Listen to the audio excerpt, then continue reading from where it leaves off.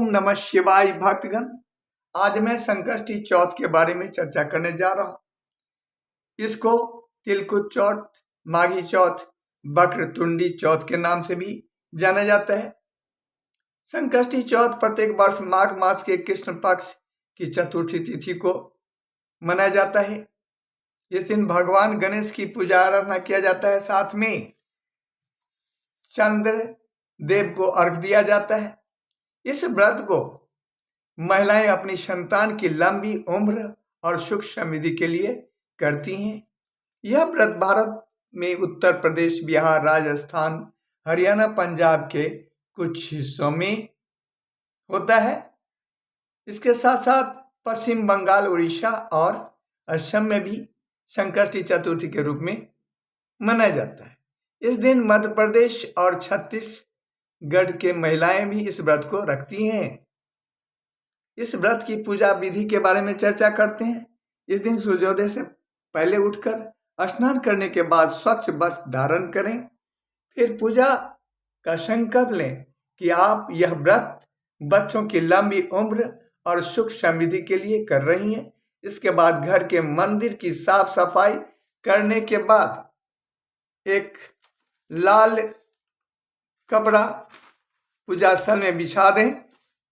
फिर उस पर गणेश भगवान की मूर्ति को स्थापित कर दें और उनके सामने में चांदी या तांबे के एक लोटा में जल, अक्षत और पुष्प रख दें।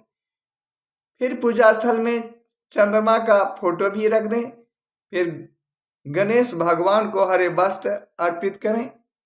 इसके बाद जल, अक्षत, सिंदूर, फूल, दुर्वा और तिल चढ़ाएं। इसके साथ साथ तिल और गुड़ से बने लड्डू, जिसे तिलकुटा कहा जाता है, उसे भी चढ़ाएं। इसके साथ साथ मोदक, केला, शकरकंद और गन्ना भी भोग के रूप में भगवान गणेश को अर्पित कर दें। फिर धूप दीप जलाकर संकष्टी चौथ की कथा को सुने या पढ़ें। इसके बाद गणेश मंत्र का जाप करें। फिर चंद्रमा निकलने के बाद एक लोटे में पानी, दूध और तिल मिलाकर उत्तर पश्चिम दिशा की ओर मुख करके चंद्रमा को अर्घ दें। इसके बाद में ओम सोमाय नमः या ओम चंद्राय नमः मंत्र का जाप करें।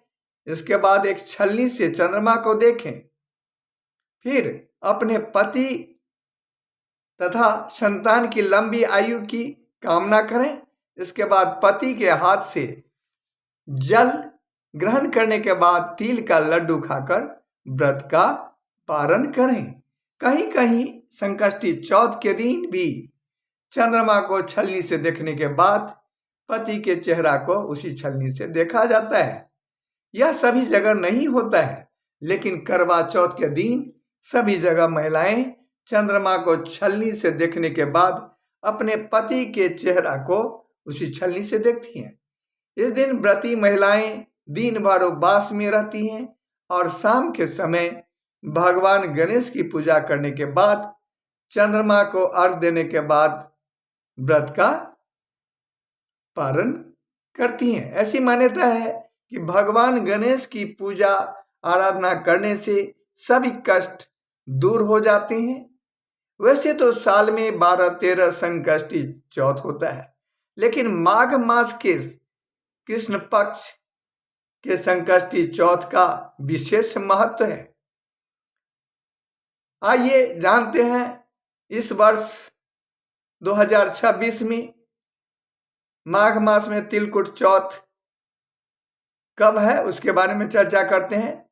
6 जनवरी 2026 दिन मंगलवार को तिलकुट चौथ, जिसे संकष्टी चौथ भी कहा जाता है, वो होगा। चतुर्थी तिथि प्रारंभ होने का समय रहेगा 6 जनवरी 2026 सुबह 8:01 से और इसकी समाप्ति हो जाएगी 7 जनवरी 2026 को सुबह 6:52 पर। और चंद्रोदय होने का समय रहेगा रात 8:54 से 9 बजे तक। रात्रि में। पूजा करने का शुभ मुहूर्त रहेगा शाम 7:21 से रात में 9:01 तक।